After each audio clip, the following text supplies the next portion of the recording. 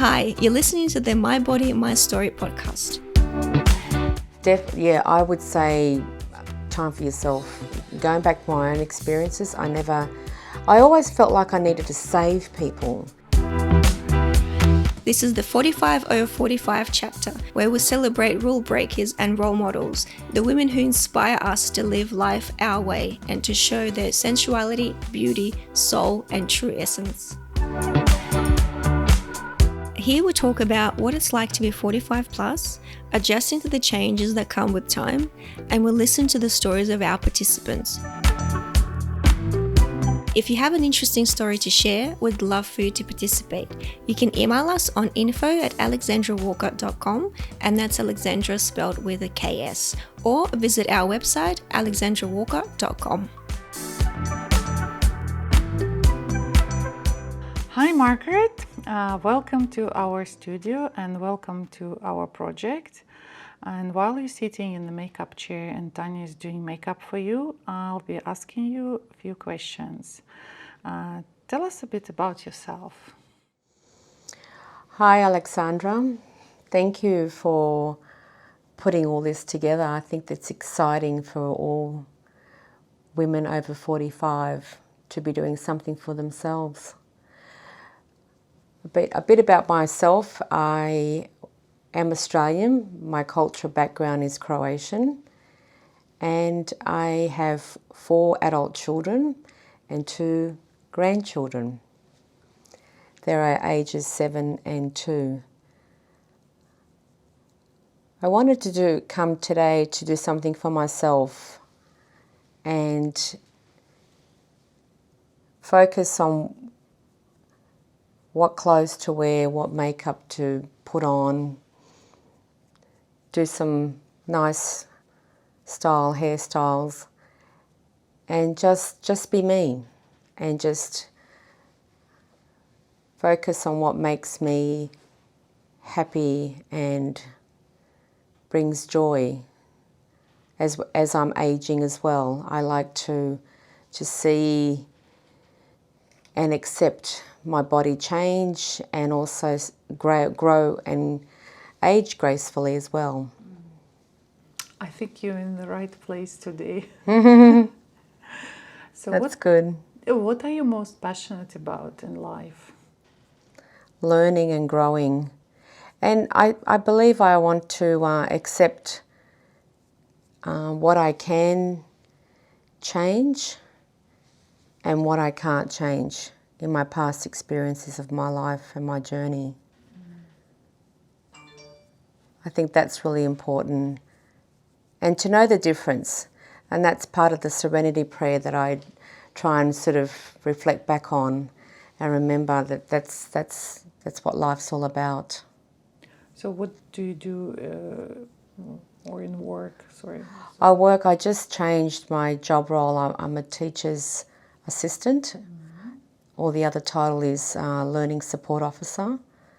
And I've had a few various job roles from being home full time to working in a bank, working for lawyers, looking after my parents, and going back to school to study and sort of pursue my career in teaching. So you work at school? Yes. At the moment. It's always a mystery for me how it's such a different world, school and all the time with the kids and hearing this noise and play, and I think it's you have to be a really extrovert, person. Very, very patient. And patient as well. Very patient. Yeah, it's a very rewarding role, and I think also being a mother, you've got to have that empathy, you've got to have that understanding, and every day it's different. You can't just think, okay, we're going to do this. I actually work with the kindy classes, so every day it's different. So someone might fall, someone might say rude things, someone might be happy, and the day will go smoothly. Other times it's something that you need to sort of speak to the teacher or maybe even speak to a parent because the child's just too upset. Maybe something's happening at home. So it is. It's at the moment quite hard for the students because it's the lockdown was all remote learning, so a lot have. I couldn't say a lot, but I think routine's important for young children, and with their reading levels and their spelling and sight words, things. Some of them have dropped in levels, so we need to sort of get back to that right stage. Yeah, so it's fun. So everyone knows that with age we change, but what positive changes have you experienced so far? To know that I'm okay, health and mind. And my mum keeps saying to me, what you've gone through in life, hey, you're okay. You know, you can get up and do what you have to do, and you know, you're still healthy, and you've got a bright future still, and there's lots to learn. I don't think as we get older, we don't need to ever stop growing or learning or studying. There's always something there. And I think it's important to keep learning because it's good for our brain activity. So that's what I believe. I think it's important to keep going. And the sad thing is, about a year ago, my father passed away. And with his death, and I look at Mum, and it was a life partner that just... One minute you're here, next minute they're gone. And I look at that now and think that everything in life is temporary. So it's so important to grab an opportunity, and if it goes well, that's great. And if it doesn't, you've learnt from it. There's good and bad, and there's bad and good, and just keep going. So what is the biggest challenge you're experiencing at this age right now? Being on my own, actually. I think that's the acceptance, because I've been married and now I'm divorced. It's happened twice. So I've learnt from both marriages. I think the challenge is to grow and accept and embrace that single life, and to know it's okay that you don't need a partner or a boyfriend or a husband to make or complete you. That's what I think. I don't. It's important to be yourself, and to just do what you want in life. Don't listen to anybody. The younger years was listening and pleasing people all the time. All the time. So if you could go back to 30-year-old self and give her advice, what would you say? Don't get married young. If you want to get married, find an amazing partner. And make sure you choose right. And make sure, like, I understand you don't know from the beginning. You don't know how things will turn out, but listen and look at the red flags. And don't do what everyone else is doing, because everyone's different. And don't compare yourself with everyone else either. I think that's important. And there will be a time where you will find the right person and have a family, but then at the same time, marriage isn't all, especially your wedding day. It's not everything about a beautiful dress or a flashy car or gorgeous flowers or something like that. There are certainly a marriage is, my mother would say it, not so sour, but but a time where not everything is sweet. And you got to go through that, and you got to have the right partner to be there to support you. That's right, yeah. And to know that it's not always going to be happy days at the beginning. It's going to challenge you at times. And when children come along, even more. Yes, yes. Big time. That's what I've learned. But that's what I would say if I was 30 again. And don't rush, travel, have, if you've got opportunities to go places and do things, grab them, because that opportunity may not come again. That's what I think. So if it happens with, people find someone special in their lives, that's great. And if it doesn't, I'd rather be alone than have drama or issues with some kind of addiction or issues. I'd rather have peace and embrace life, what it is, rather than having, I know it's not going to be a smooth travel all the time with relationships, but you've got to have that give and take. You've got to have that understanding of life is meant to be joyful. And try different things, study different things, go to different countries, travel and work at different roles. Because at this age, I'm 54, I found something that I enjoy, and that's with teaching. Yeah. So that's what's happening with my life.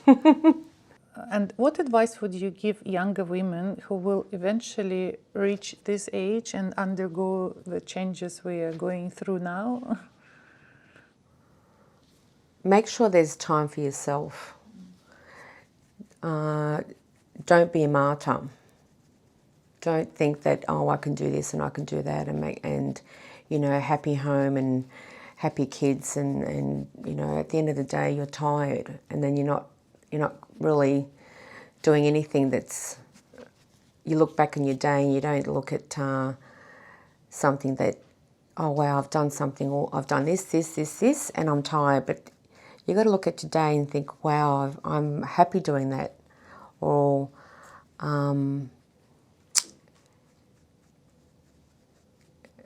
definitely more time to travel, more breaks, maybe even a date night with your partner, time with family. I would say time for yourself. Going back to my own experiences, I always felt like I needed to save people and save family and save, because I wanted to always make sure everyone was in this safe, the world is good, but there's challenges out there. And it's not always what it seems to be. So that's what I would say. I would say it's definitely time for yourself, and make sure you do it. Just book it in, and don't make excuses, and don't be a yes person. Make sure you've got that, and it's okay to say no. Yeah, that's for sure. To say it, yeah. And the difference, and it's okay. And don't feel guilty about saying, that's it, no, yes. That's okay. So, what would you say is your greatest accomplishment so far? My greatest accomplishment would be 4 great kids. I have 3 daughters and 1 son, and looking back and saying to myself, I virtually raised them on my own. I've had 2 divorces, so I kind of look back and I think, well, they've all turned out pretty good kids, and they respect me, and obviously it's been challenging at times, but now as young adults they get it. And now they know what it cost you. Yeah, they know we've got a really good relationship. and they've got their, we've got our boundaries, and they've got their partners. And I think that they know they listen to me, they take my advice. And we've got to really, the communication's key, that's for sure. That's great. Communication's really important. And with all this, so many things out there with internet and things like that, it does concern me, but luckily, and they're for each other. For example, after today, I'm going to go and see my daughter because she's moving house. So, and then next weekend, I've got the other daughter helping out with babysitting. We're all sort of close, and we're all sort of, making sure we're working together well. Yeah, it's good. So you've got a good really family. Good family connection, and we're close. Large family, very large family. I'm the eldest of. There's 5 of us. I've got a younger sister and three younger brothers. I'm the eldest and most wanted, I say. Oh, so you are the one who is responsible. I'm responsible, make sure everyone's okay. That's why I keep saying, I can't, I was always out for them, I felt like a little mother, looking after them. And then Mum had, my brother Joe, and then Tom came, and then my sister Mary, and then I've got Auntie, my youngest brother. He came much later in life, in Mum's life. And I was always just sort of being this, motherly instinct, and I guess at that time when it all happened in the 80s, early 90s, it was just the norm to get married young. Yeah. And it was okay to have kids at early 20s. It's great if it all works out, but then sometimes things don't work out, and you've got lots of challenges where, you're a single parent and you have to make ends meet. Yeah, so we've got no crystal ball. There's no guarantees in life. Never. So do what you can and always have plan B. That's what I say. And C as well. Okay, we can go to C and D. So, where do you think the idea of perfect body image comes from? That would be a lot of the magazines, internet, photos that have been probably what do they call it? What do they call the... Advertisement? Advertisements, and there's no perfection. I think a lot of the photos are all, what do they call them when they change and edit the images? Photoshopped. Photoshopped, yeah. Yeah. There's no perfection. I think if you're happy within yourself and you feel great and you've got some nice clothes and mentally you're a good mindset, then we're all perfect in that way, in that sense. And I think perfection would be boring. Yeah. When you kind of look at life and you think you've got really nothing to say anything negative about it. So, yes, a lot of it's advertisements. So, what does it mean to you, feeling good and looking good? What comes first? Feeling good, definitely, because if you're feeling good within yourself, it's much better than looking good, because you've got to have, and I think it complements each other actually, looking and feeling good. But definitely more feeling and knowing and being aware of, where you're at in life. So what makes you feel the most beautiful? I think getting ready to go to a function, going to and pampering yourself and getting your hair done and makeup and getting some fun photos and being around with family and friends that make you happy. And I think it's important, to compliment each other and just be true to yourself and be yourself. You don't need to be anyone else. I think that makes us, obviously, everyone special and perfect. And beautiful. And beautiful. Do you have any favorite quote about being a woman? Favourite quote would be growing old gracefully. That's the only one I can really think of. But it has a big meaning. It certainly does. And just accepting, imperfections. And I think I used to always hold back on things and not do this and not do that and save it for a big day. I think every day is a big day. Just to wake up and say, oh, thank you, I've got another day. Because we don't know when things will change. That's the thing. Yeah. It's better not to. I know when all my children were born, but, obviously they've got an estimated time of arrival, but to depart this world, I don't want to think about it. I don't want to know. No. It's like you need to be prepared, but what is the saying? Do what you need to do and let it be. Yeah, take in as much as you can. Make some changes if you can.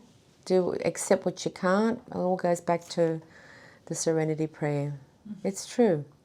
Well, thank you, Margaret, for sharing your thoughts, and I hope you will enjoy the rest of the day today and your photo shoot. Thank you. And thank you again for joining the project. Thank you, Alexandra. I'm sure we'll have a fun day today.